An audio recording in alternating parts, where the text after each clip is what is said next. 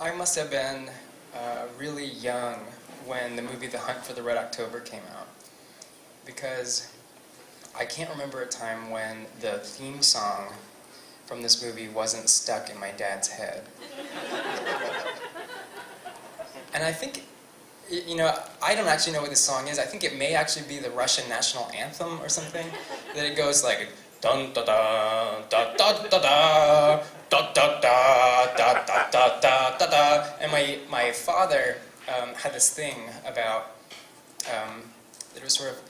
it was always just beneath the surface and ready to come out. So that we're getting in the car, I have 4 brothers, we're all like packing up into the van and we're going to go somewhere, and he's like in the driver's seat and he's going bow, bow, bow, bow, bow, bow, bow. And it was very kind of, weird, and I didn't really think about it all that much until just a couple of years ago. I was in the car and I was humming a song to myself, or I was whistling, and I caught myself, and I realized that the song that I had been whistling for a while was the graduation theme song, Pomp and Circumstance. It's sort of like,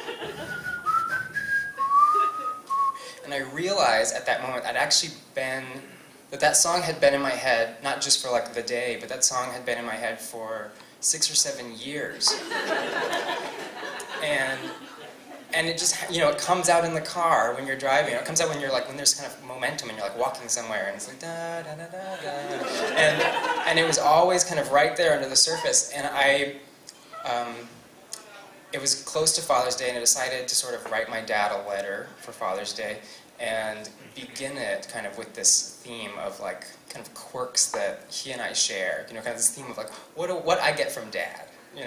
And I talk about this, graduation theme song for a while. I talked about another song that got stuck in my head that was this really kind of horrifying experience for me, where I saw this video of a man who had brutally murdered his 4-year-old son, and he had been given this really weird assignment by a psychiatrist to write a song about it. And so he wrote this song, and it was this really kind of a horrifying song, not because it was really gruesome, but because it was really catchy and had this repeating chorus. And so I actually sort of, it got stuck in my head for a couple of days, and I had this horrible experience that I was constantly singing this song about like the day Daddy killed me, and it was really weird. And then this letter kind of morphed into this whole other thing.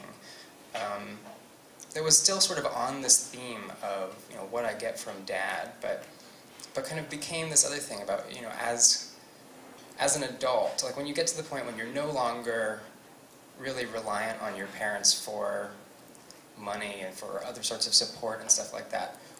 What do you get from them? What is it that you need from your parents as an adult?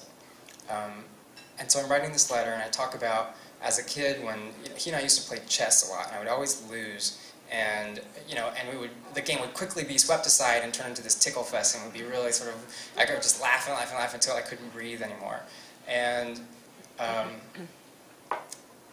and there's this way in which you can be really physically affectionate with your kids when they're very young that must be so disappointing when they become teenagers, right? So that that maybe they're sort of entering this moment where you really maybe want to know, and I'm writing this in this letter, where you really want to know what they're like, who they are, at the same time that the kids are like, or that I at the time was really like, I don't want you to know who I am. And this moment, this is going to be a longer story.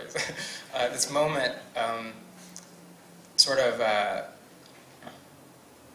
of adolescence, where like not only do you sort of need all of this extra privacy or want all this extra independence, but you also kind of really judge your parents. And for me, I'm writing in this letter, that this the harshness that I judged my dad with when I was a teenager really kind of revealed how much I had loved him when I was younger.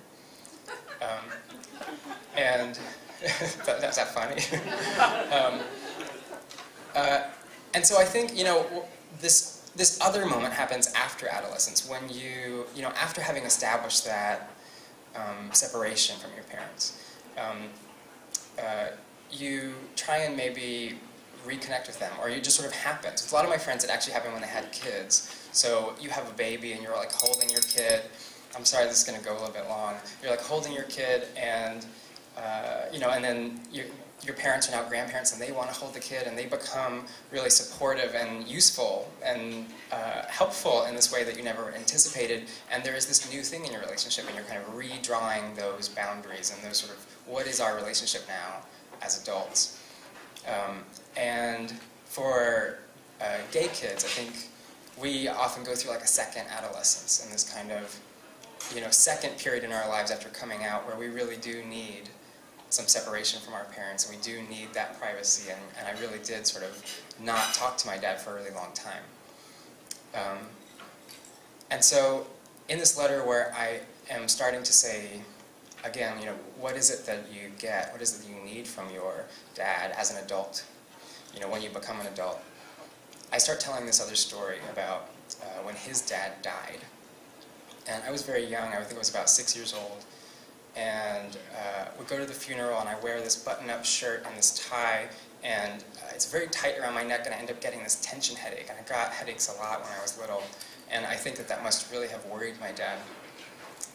And what I used to do a lot when I would get these headaches is I would take a Tylenol, I would press my face into a pillow really, really hard and just lie still for a couple of hours, and just hoping it would go away, and then eventually it would go away. And so I did this. We went to my Uncle Marty's house after the funeral, and I took a Tylenol, I went up to one of the bedrooms, and I pressed my face into a pillow. And my dad kind of breaks away from the rest of the group, and he comes into this bedroom, and he closes the door behind him. And I'm writing this in the letter, this kind of memory that I have. He starts crying. And I remember this really vividly because I hadn't ever seen or heard him cry before, and that seemed really significant and frightening at the time. And so then this other thing happens, and I write in the letter, I don't know if this actually happened, but this is what I remember. This is sort of how I remember it.